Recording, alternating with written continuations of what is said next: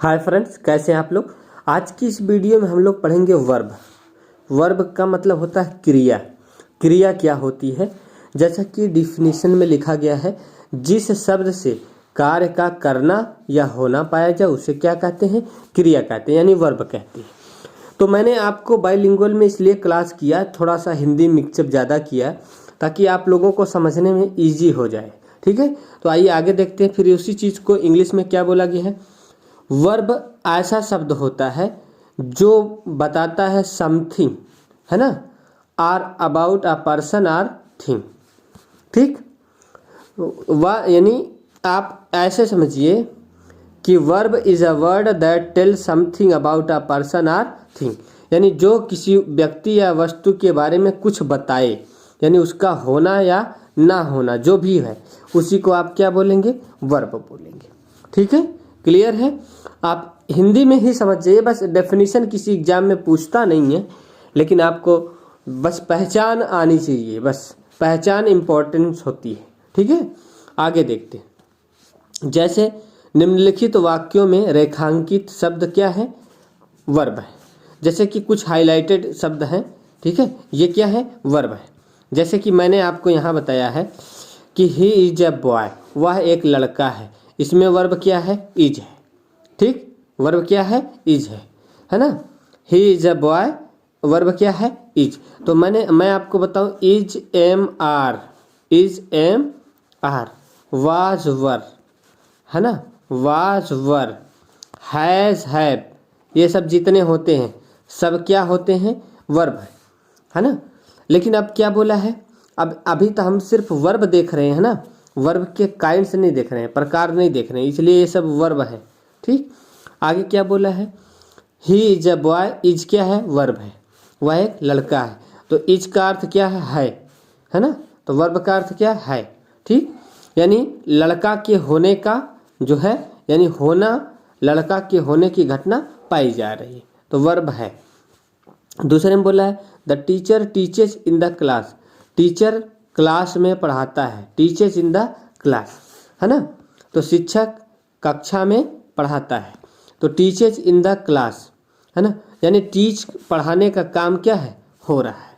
यहाँ टीचेस का मतलब पढ़ाता है, यानी पढ़ाने का कार्य होना पाया जा रहा है, यानी कार्य करना आप बोलिए चाहे होना बोलिए।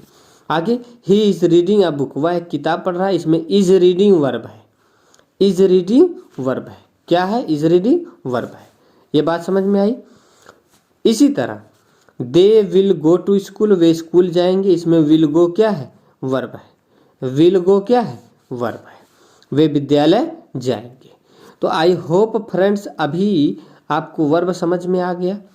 क्या बोल रहा है आगे, बोल रहा है कि विशेष, है ना, वर्ब का, है ना, वर्ब जो होती है वाक्य का ऐसा शब्द है जिसके बिना वाक्य की रचना संभव नहीं है।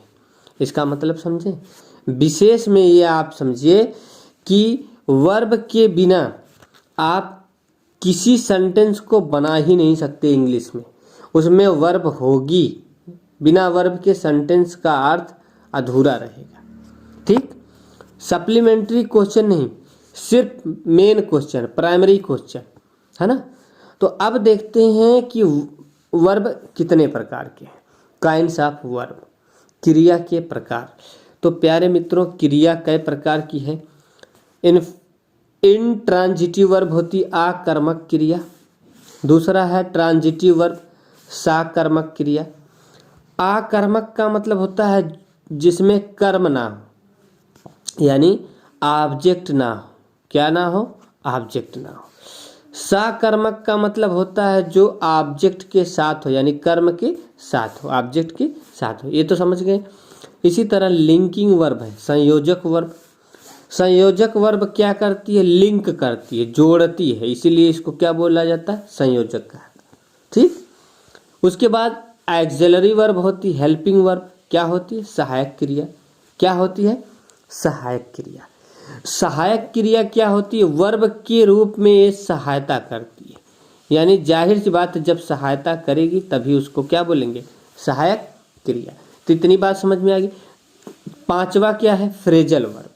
फ्रेजल वर्ब क्या होता है, जो फ्रेज यानी दो या दो से अधिक शब्दों को मिला के बनाने से, है ना, और एक फ्रेज बन जाए, कंपाउंड वर्ड होता है ये, और वह वर्ब का काम करे। किसका काम करे? वर्ब का काम करे, तो उसको बोलते हैं फ्रेजल वर्ब। फ्रेजल वर्ब की खास बात यह है कि इसमें एक प्रीपोजिशन जरूर होता है। क्या होता है? एक प्रीपोजिशन जरूर होता है। बात तो समझ में आई इतनी? अब आते हैं एक एक करके देखते हैं, ठीक है।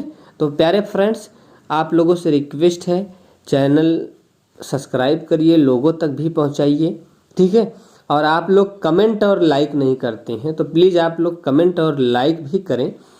आइए, यह वीडियो थोड़ा सा लंबी होगी क्योंकि पूरा टॉपिक हम लोग इस वीडियो में कवर करने की कोशिश करेंगे। तो चलिए आइए देखते हैं इंट्रांजिटिव वर्ब क्या होता है।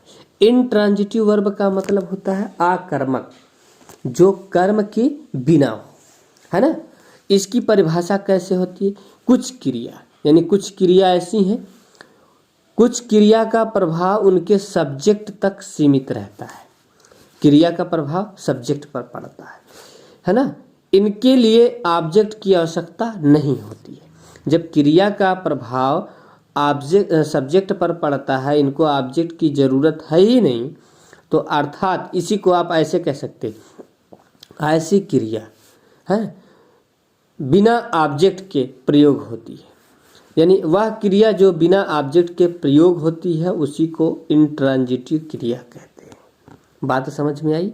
इंट्रांजिटिव वर्ब कहते हैं, यानी आकर्मक क्रिया कहते हैं। अब देखिए, इन्हें इंट्रांजिटिव वर्ब कहते हैं। यहाँ ऑब्जेक्ट का मतलब होता है या तो डायरेक्ट ऑब्जेक्ट हो या तो इनडायरेक्ट ऑब्जेक्ट हो, इसी से मतलब होता है। आप लोगों को पता है डायरेक्ट इनडायरेक्ट निकालने के लिए इन्हीं का प्रयोग करते हैं।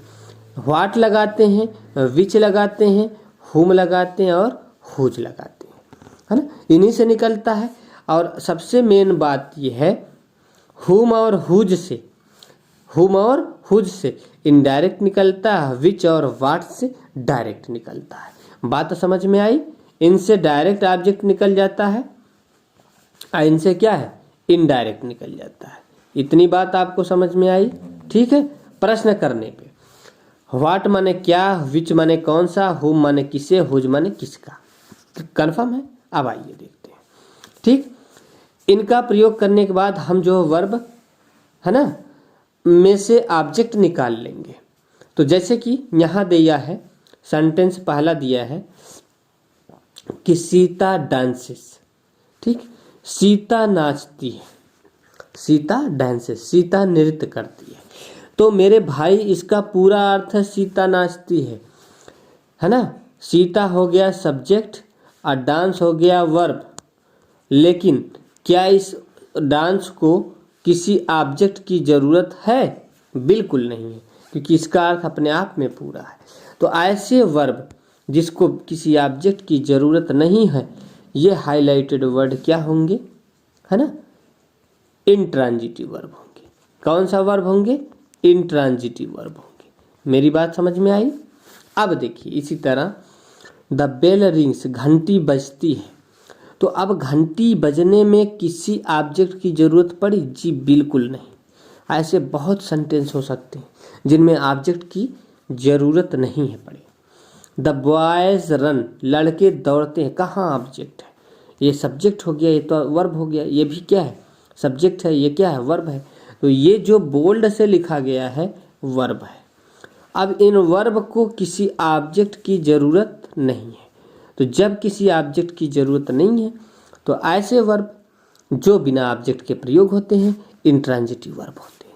ये बात समझ में आई? वही चीज़ मैंने लिखा, उपयुक्त वाक्यों में डांसेस, रिंग्स और रन क्या है? इंट्रांजिटिव वर्ब है, क्योंकि इन्हें किसी ऑब्जेक्ट की आवश्यकता नहीं, किसी कर्म की आवश्यकता नहीं। तो प्यारे मित्रों, आपको इतनी बात समझ में आ गई। कुछ भी हो सकता है इंट्रांजिटिव वर्ब। जैसे मैं बोलूँ आई एम टीचिंग, है ना, डेली। अब आप कहेंगे डेली ऑब्जेक्ट? बिल्कुल नहीं, ये तो एडवर्ब है, ठीक। और अगर मैं डेली हटा भी देता हूँ आई एम टीचिंग, तब भी इसका अर्थ पूरा है। आई एम टीचिंग, मैं पढ़ा रहा हूँ, ठीक।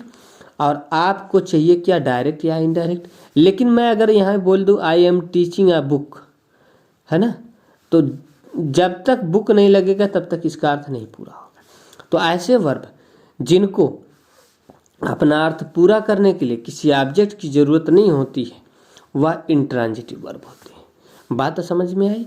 अब आगे आते हैं ट्रांजिटिव वर्ब क्या है।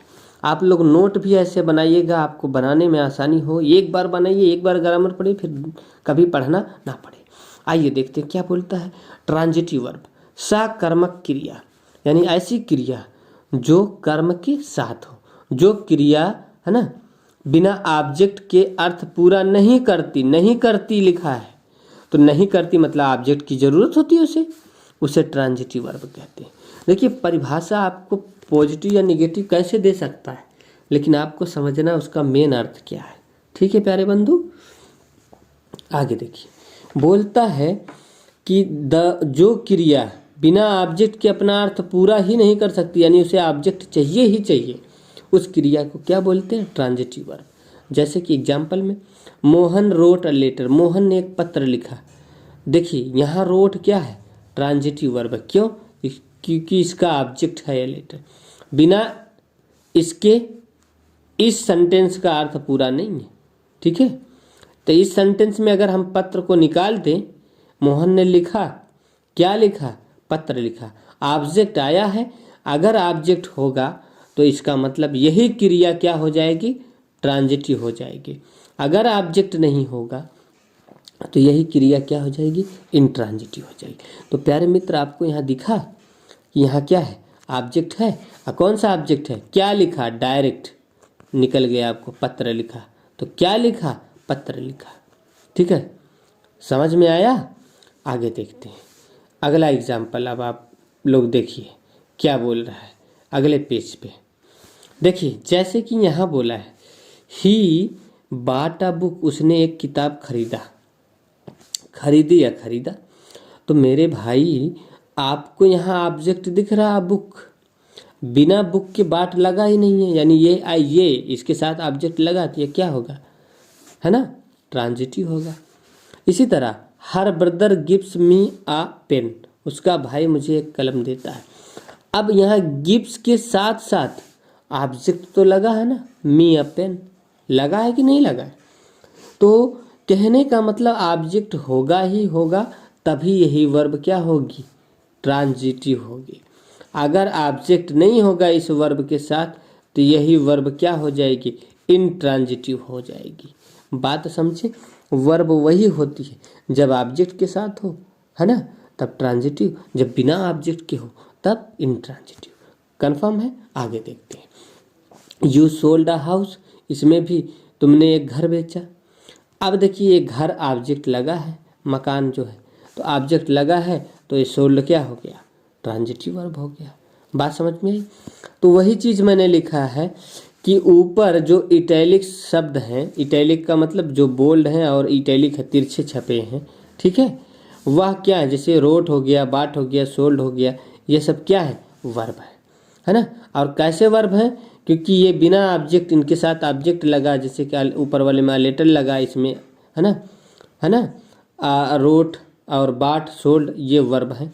ठीक, और इनका जो ऑब्जेक्ट है, इनके साथ आ लेटर हो गया, बुक हो गया, आ पेन हो गया, आ हाउस हो गया, ये ऑब्जेक्ट लगे हैं। तो जैसे देखिए इसमें आ हाउस लगा, इसमें आ बुक लगा, इसमें क्या आ मी आ पेन है, तो इसका मतलब ये ट्रांजिटिव वर्ब हो गए। बात समझ गए। अब आते हैं क्या बोला है अगला परिभाषा कि transitive verb with to object.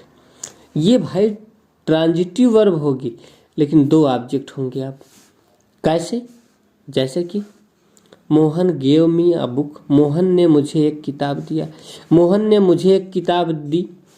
तो भाई कौन दिया, मोहन तो सब्जेक्ट हो गया, ये गिव क्या है, ट्रांजिटिव वर्ब है क्योंकि इसके साथ ऑब्जेक्ट लगा है।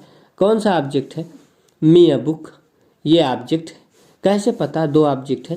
अब आप यहाँ से निकालिए, ऑब्जेक्ट को निकालने के लिए, डायरेक्ट को निकालने के लिए व्हाट से प्रश्न करिए, क्या दिया, तो ए बुक, आ बुक, तो आ बुक क्या हो गया, डायरेक्ट ऑब्जेक्ट हो गया, है ना। किसे दिया, मुझे दिया, तो जब आप किसे हो यानी होम से प्रश्न किए तो क्या निकला, मी, मुझे दिया, तो ये क्या हो गया, इनडायरेक्ट ऑब्जेक्ट हो गया।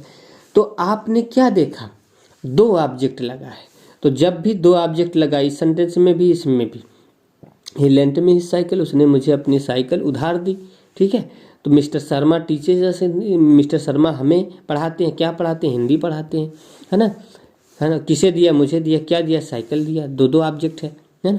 The teacher gave us good advice, है ना, शिक्षक ने हमें अच्छी सलाह दी, क्या दी, अच्छी सलाह दी, किसे दी, हमें दी, दो दो ऑब्जेक्ट है।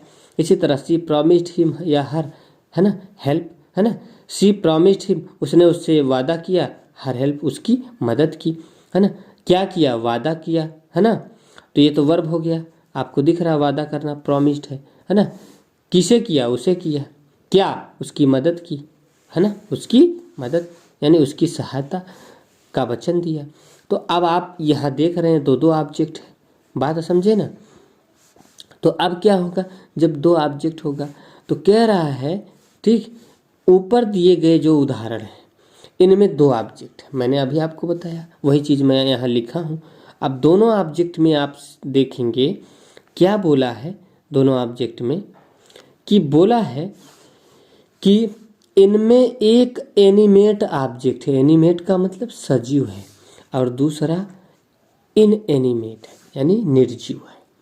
अब आप कैसे कहेंगे, जैसे कि यहाँ हिम लगा है पहले में, तो हिम क्या है लास्ट वाले में, ये जो सेंटेंस है, सी गेव हिम हर हेल्प, जैसे मैं यहाँ आपको दिखा रहा हूँ, ठीक, क्या लिखा है, कहाँ गया, आ जाओ, यहाँ है, ठीक है, लिखा है हिम और हर हेल्प, इसमें एनिमेट कौन होगा, हिम होगा ना, सजीव, उसे दिया, क्या दिया, हर हेल्प, उसकी सहायता, तो उसकी सहायता इनएनिमेट होगा, निर्जीव होगा। इसी तरह जो सजीव होगा उसको एनिमेट ऑब्जेक्ट, जो निर्जीव होगा उसको इनएनिमेट ऑब्जेक्ट कहते हैं। अब क्या बोला, इन एनिमेट ऑब्जेक्ट, जो एनिमेट ऑब्जेक्ट होता है, सजीव ऑब्जेक्ट होता है, बात तो समझे ना, जो सजीव ऑब्जेक्ट होता है उसी को इनडायरेक्ट ऑब्जेक्ट कहते हैं। जहां आपको कोई ऑब्जेक्ट दिखे और वो सजीव हो तो डायरेक्ट नहीं है, वो इनडायरेक्ट ऑब्जेक्ट है, ठीक है। और जो इनएनिमेट है, इनएनिमेट का मतलब निर्जीव वाला है, वह डायरेक्ट ऑब्जेक्ट होगा।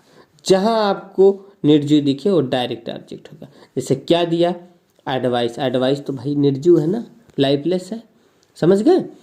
बोला है रूल, लिखने का जो तरीका बोला है, सामान्य रूप से डायरेक्ट ऑब्जेक्ट के बाद, सॉरी, इनडायरेक्ट ऑब्जेक्ट के बाद डायरेक्ट ऑब्जेक्ट लिखते हैं। पहले कौन होता है, सामान्य रूप से, सामान्य रूप से, हमेशा नहीं, सामान्य रूप से, मतलब पहले रूल ये कहता है पहले इनडायरेक्ट ऑब्जेक्ट होना चाहिए, फिर क्या होना चाहिए, डायरेक्ट ऑब्जेक्ट होना चाहिए। तो देखिए इसमें क्या लिखा है, हिम, तो हिम की जगह अगर मैं मी करूँगा तब भी वही रहेगा, ठीक।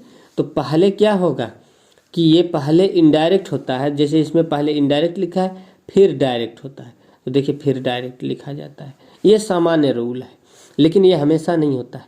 लेकिन जब इनडायरेक्ट ऑब्जेक्ट को डायरेक्ट ऑब्जेक्ट के बाद लिखा जाए, मतलब भाई इसको उलट दिया जाए, जो हर हेल्प है इधर आ जाए, ये इधर आ जाए, तो टू या फार प्रीपोजिशन का क्या किया जाता है, प्रयोग किया जाता है। तो इससे पहले या तो फार लगेगा या तो प्रीपोजिशन टू लगेगा, दो कंडीशन है। तो जैसे कि देखिए, आई कॉल्ड अ टैक्सी, मैंने एक टैक्सी बुलाई, फार हर, उसके लिए। अब मेरे भाई यहाँ पे टैक्सी तो निर्जीव है ना, तो निर्जीव ही होकर तो होता है क्या, डायरेक्ट ऑब्जेक्ट, लेकिन उसके लिए तो क्या है, सजीव है ना। तो अब ये क्या है, इनडायरेक्ट ऑब्जेक्ट है ना। लिखा कौन गया पहले, डायरेक्ट लिखा गया है। इनडायरेक्ट को कहाँ लिखे, बाद में लिखे, तो बीच में क्या लगा, फार लगा ना, वही तो बोला था। इसी तरह इसमें है, mother cook food for us, माँ हमारे लिए भोजन पकाती है ना। अब भाई क्या पकाती, भोजन, निर्जीव है तो डायरेक्ट है, किसके लिए, हमारे लिए, हम सजीव हैं तो क्या है ना, इनडायरेक्ट है। बात समझ के।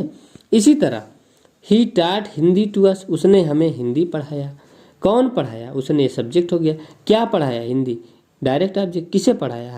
हमें से पहले टू लगा है, बात समझे। इसी तरह they gave apples to her, वे सेब उसको दिए। अब एप्पल्स है, निर्जीव है ना, किसको दिए? उसको दिए, सजीव है, तो ये इनडायरेक्ट, ये डायरेक्ट। तो जब भी क्रम उल्टा करेंगे तो प्रीपोजिशन फार या टू का प्रयोग होता है। अब ये वर्ब पे डिपेंड करता है ना, टू कब लगाएंगे और फार कब लगाएंगे, वो तो वर्ब के कैरेक्टर पे डिपेंड करता है। ठीक, आगे देखिए क्या बोला है। उपयुक्त उदाहरण में हर इनडायरेक्ट ऑब्जेक्ट, आप देख लीजिएगा पलट के, है ना, समझ में। जो डायरेक्ट ऑब्जेक्ट टैक्सी के बाद आया है, जी बिल्कुल है, डायरेक्ट ऑब्जेक्ट टैक्सी है, उसके बाद हर आया है। ठीक, तो इसी प्रकार उदाहरण 2 में अस भी है। अब 2 में क्या है? अस है, अस बाद में आया, फूड पहले आया। 3 में भी अस बाद में आया, हिंदी पहले आया है। समझ गए ना, तो ये आप समझ सकते हैं, इजी हो गया। अब आते हैं हम लोग पार्ट्स ऑफ प्रेडिकेट में, अगला टॉपिक देखते हैं लिंकिंग वर्ब। देखते हैं लिंकिंग वर्ब क्या होता है। लिंकिंग वर्ब का हिंदी होता है संयोजक क्रिया।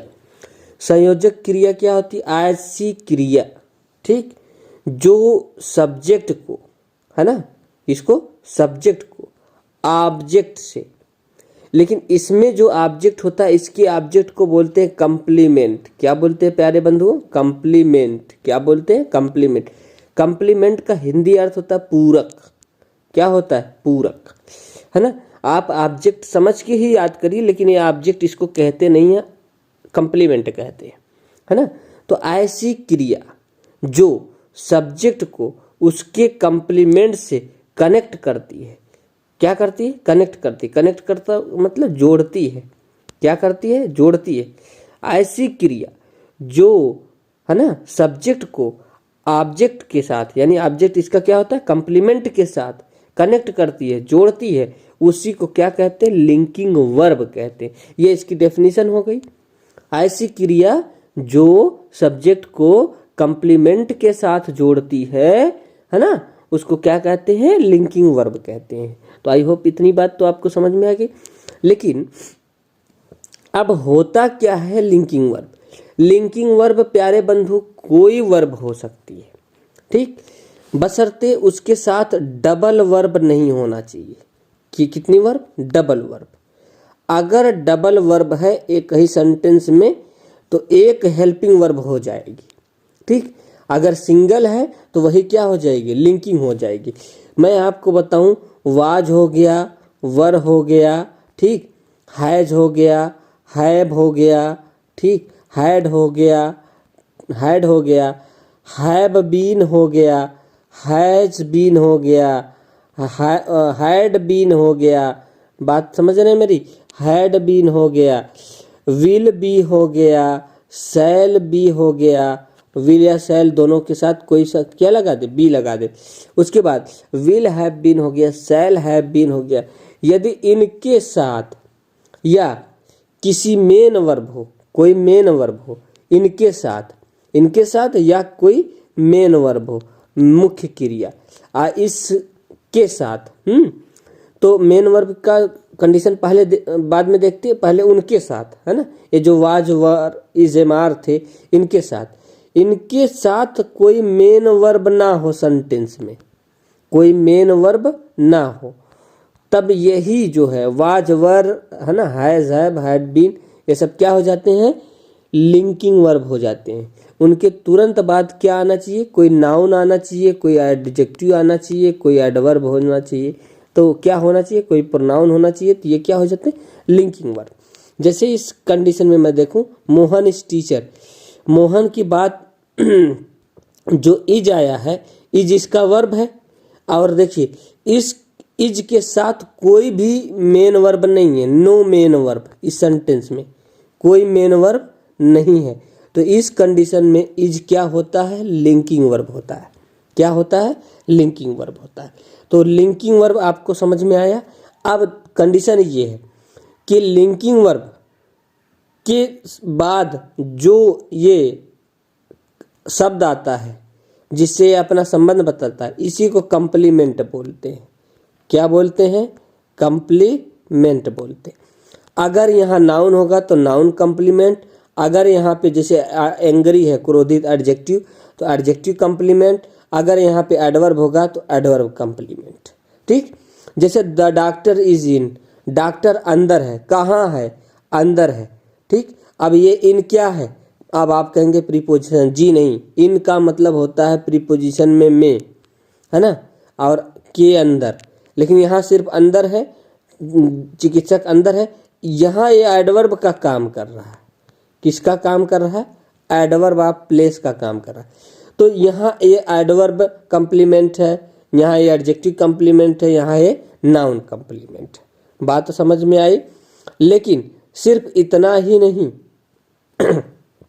इतना ही नहीं, इसके बाद भी कुछ और वर्ब हैं। जैसे एग्जाम्पल नंबर 4 में आप देखेंगे तो आप कहेंगे वी ग्रो ओल्ड, हम बड़े होते हैं। ठीक, अब आप ये कहेंगे यहाँ ग्रो तो मेन वर्ब है, क्योंकि ग्रो के बाद क्या होता है, ग्रीव सेकेंड फॉर्म, फिर क्या होता है ग्रोन, ये तो मेन वर्ब है। जी, मेन वर्ब भी लिंकिंग वर्ब हो सकती है यदि उसके साथ कोई हेल्पिंग वर्ब नहीं लगी हो। ठीक, तो देखिए यहाँ ग्रो है, ग्रो के तुरंत बाद क्या आया, एडजेक्टिव आया है। ठीक, केम है, केम के बाद क्या आया, ट्रू, ट्रू का मतलब सत्य, क्या आया, नाउन आया है। इसी तरह अपीयर है, अपीयर के बाद क्या है, सैड है। क्या इस सेंटेंस में इनके साथ कोई हेल्पिंग वर्ब लगा, जी नहीं लगा, तो इस केस में ये क्या होते हैं, लिंकिंग वर्ब हो जाते हैं। बात समझ में आया। वेंट है, वेंट के बाद क्या आया, एडजेक्टिव आया है। ठीक है, तो ये इस केस में ये जितने हैं ये सब क्या हो जाएंगे, लिंकिंग वर्ब हो जाएंगे। ठीक, ऐसे में ये क्या है, मेन वर्ब नहीं रहेंगे, हैं मेन वर्ब, लेकिन काम लिंकिंग वर्ब का कर रहे हैं, क्योंकि इनके साथ मेन वर्ब तब होगा जब इसी के साथ हेल्पिंग वर्ब लग जाएगा। जैसे इसी सेंटेंस में बोला जाए वी डू नॉट ग्रो, है ना, ओल्ड। अब देखिए डू लग गया और ग्रो हो गया। अब ये चीज ग्रो जो है यहाँ पे, ये लिंकिंग वर्ब नहीं है, ये हो गई मेन वर्ब और ये हो गया क्या, हेल्पिंग वर्ब। बात तो समझ में आई, समझ गए ना। ठीक है, अब वही चीज की परिभाषा लिखा है कि ये जो उपयुक्त वाक्य हैं, मोटे छपे हैं, मोटे अक्षरों में, है ना, के बाद जो शब्द प्रयोग किए गए हैं वे ऑब्जेक्ट नहीं है, वे ऑब्जेक्ट नहीं है, उसको क्या बोलते हैं, कंप्लीमेंट बोलते हैं, है ना। इन उदाहरणों में प्रयोग कई क्रियाएं, ये जो क्रिया हैं इसी को क्या बोलते हैं, लिंकिंग वर्ब बोलते हैं। तो अब आप कर लीजिएगा इतना, आगे देखिए।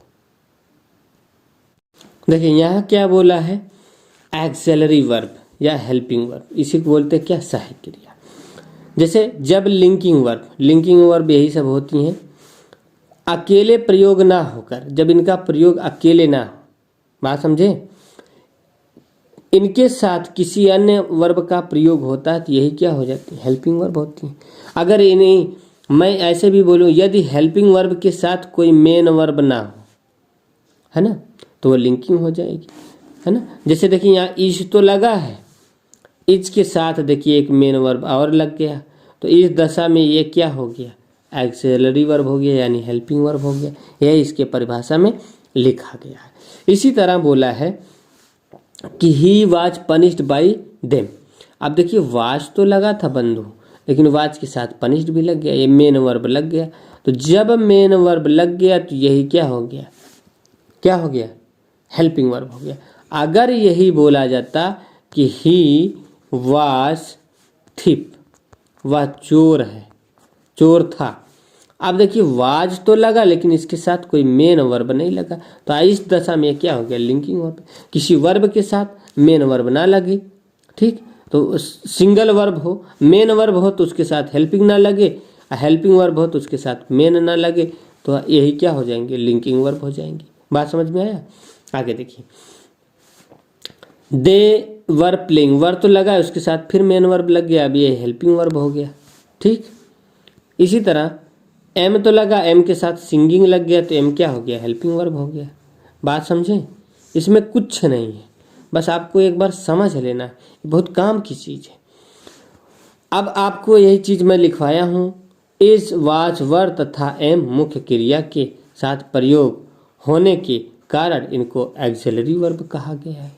ठीक है, इस स्थिति में लिंकिंग वर्ब नहीं है। क्या करना है, यही चीज़ आपको छाप देना है जो मैंने लिखवाया है, बस समझ लेना है जो मैं कहना चाहता हूँ क्या कहते हैं। अब आते हैं फ्रेजल वर्ब। फ्रेजल वर्ब क्या होता है, बोल रहा है जब वर्ब में प्रीपोजिशन या एडवर्ब लगा देने से अर्थ भिन्न हो जाता है। बात अभी मैंने आपको बताया, या तो बेटा प्रीपोजिशन लगेगा या तो एडवर्ब लगेगा, दो में से एक चीज लग जाए किसमें, वर्ब में, और उसका अर्थ परिवर्तित हो जाए, उसी को बोलते हैं फ्रेजल वर्ब। बात तो समझे। जैसे सामान्य अर्थ में बोले गिव का अर्थ होता है देना, लेकिन गिव के साथ देखिए अप लग गया, एक प्रीपोजिशन चिपक गया पीछे।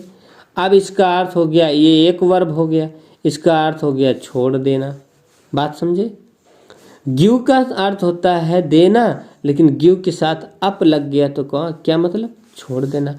लेकिन अब आप कहेंगे इसका प्रयोग कैसे होगा, तो देखिए दोनों का प्रयोग देखिए। पहले he gave me uh pen, उसने मुझे एक कलम दिया, यहाँ तो गेव लगा है सिंपल, क्योंकि गिव की सेकंड फॉर्म है। लेकिन अगर ऐसे बोल दे ही गेव है अप स्मोकिंग, है ना, अब आपको दिख गया स्मोकिंग का मतलब धूम्रपान करना, तो उसने स्मोकिंग छोड़ दिया, मतलब नशा करना छोड़ दिया। यहाँ गेव अप वही बात है, ये भी वर्ब की सेकंड फॉर्म है। बात समझ गए। तो यही है फ्रेजल वर्ब। नीचे बोला है इसी तरह कुछ बहुत फ्रेजल वर्ब है। ब्रिक माने तोड़ना, लेकिन ब्रिक इंटू का मतलब सेंध लगाना। इसी तरह ब्रिक का अर्थ खाली क्या होता है, तोड़ गिराना या तोड़ना, लेकिन ब्रिक आउट लगा दिए तो ब्रिक आउट का मतलब क्या होता है, फैलना। ब्रिक आउट का मतलब क्या, फैलना, फैल गया, है ना।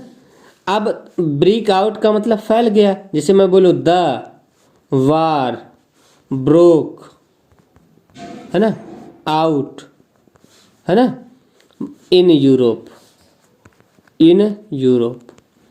अब प्यारे भाई युद्ध जो है फैल गया पूरे यूरोप में, क्या मतलब है ना, अर्थ बदल गया ना। तो वही चीज है। फाल का मतलब होता है, नॉर्मल आप फाल कहते हैं तो फाल माने गिरना होता है, लेकिन फाल आउट बोल दिए तो फाल आउट माने झड़ना हो गया। ठीक है, समझे।